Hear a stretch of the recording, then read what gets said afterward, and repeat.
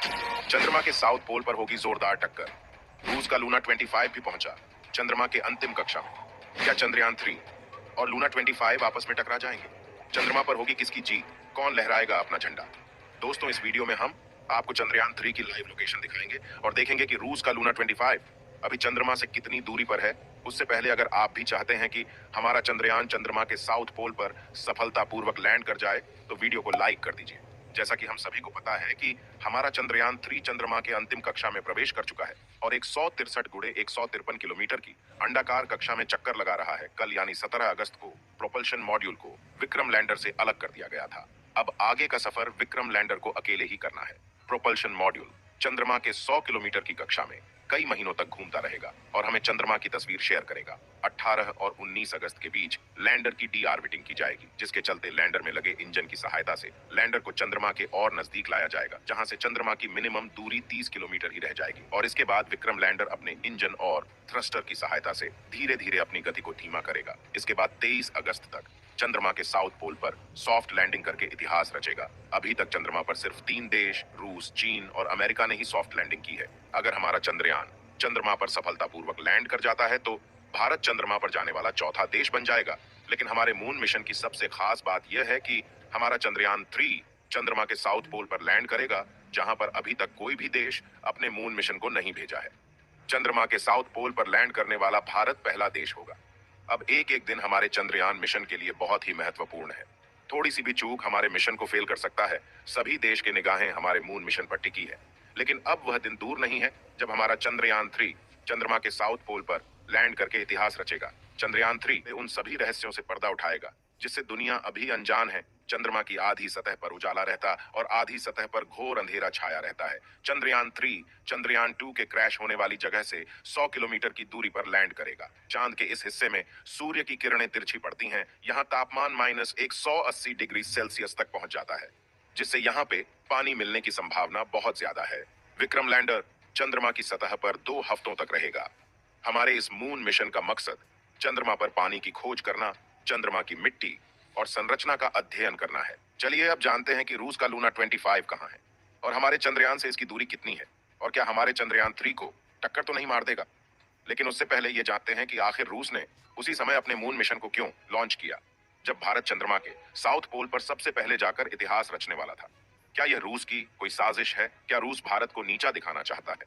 दोस्तों, रूस और भारत की दोस्ती भले ही अच्छी हो, लेकिन रूस का इतिहास देखा जाए तो पता चलता है कि उसका हमेशा ही चंद्रमा पर दबदबा रहा है।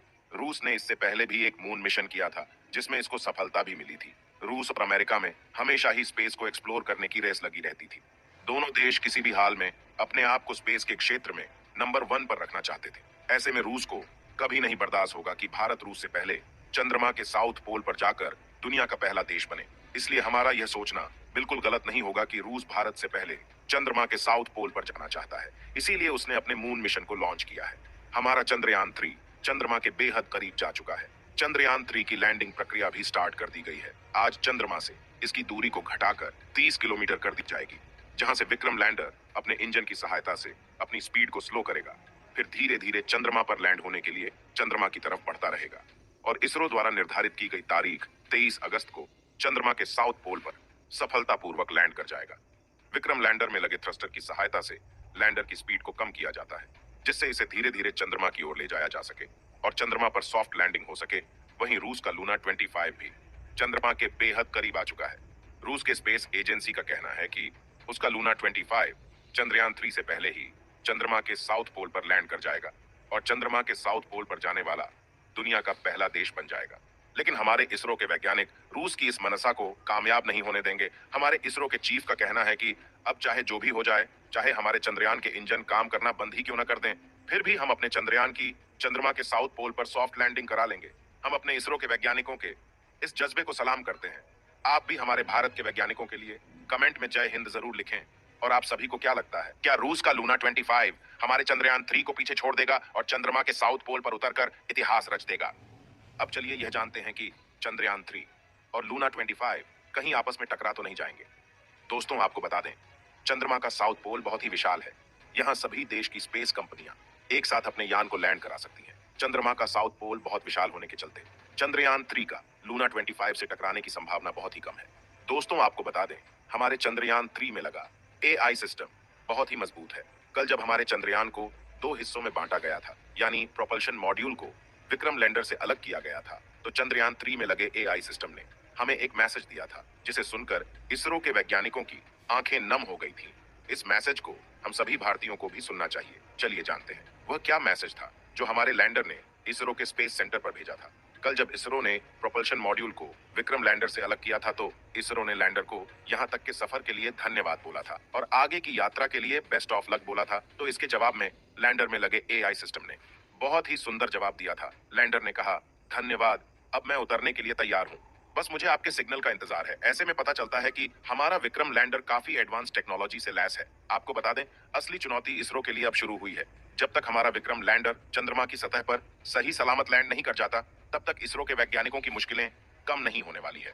हमारा चंद्रयान 2 भी चंद्रमा के बेहद करीब पहुंच गया था, लेकिन सॉफ्ट लैंडिंग ना होने के चलते हमारा चंद्रयान 2 मिशन फेल हो गया था। लेकिन हमारा चंद्रयान 3 चंद्रयान 2 की तुलना में काफी एडवांस है और हम सभी भारतीयों को इससे उम्मीद भी है।